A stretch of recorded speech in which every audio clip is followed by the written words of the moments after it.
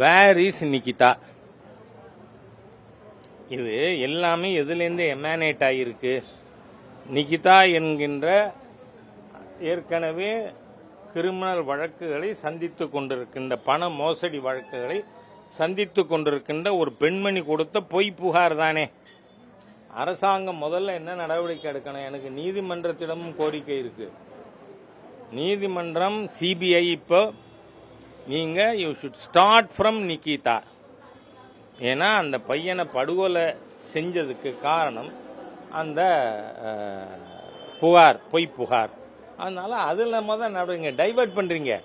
நான் சின்ன விஷயங்களை பற்றி பேசவே தயாரில்லை. நான் இன்னும் அன்னைக்கே கேட்டிருக்கேன். நான் திருப்போணத்தில் அவங்க வீட்டுக்கு போயிட்டு, சாத்தாங்குளத்தில் திமுக 10 லட்சம் ரூபா கொடுத்ததா கட்சி, அப்புறம் அதிமுக அரசு கொடுத்தது.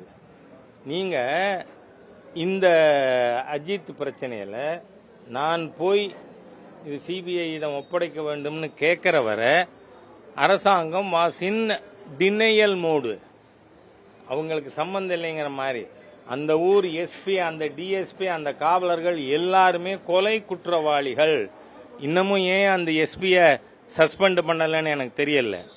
ஏன்னா ஒரு எஸ்பியோட உத்தரவு இல்லாமல் 5 காவலர்கள் கொண்ட ஸ்பெஷல் ஃபோர்ஸ் டிஎஸ்பியோடது கொலை பண்ணுமா?